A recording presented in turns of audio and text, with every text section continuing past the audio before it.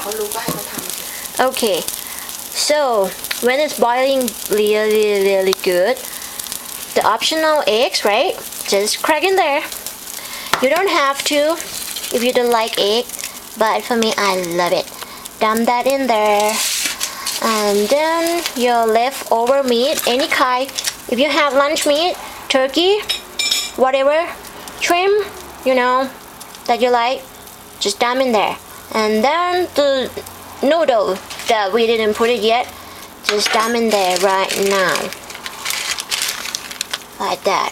Okay. Alright.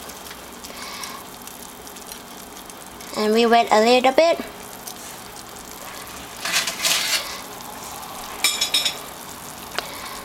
And it should turn to be extremely clear, or the noodle is getting soft. You can use medium high for the heat, and stir it. Stir. Alright.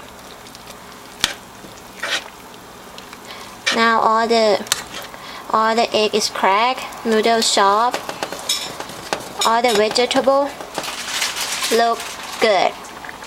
That's it. Taste it. Sister, come taste it.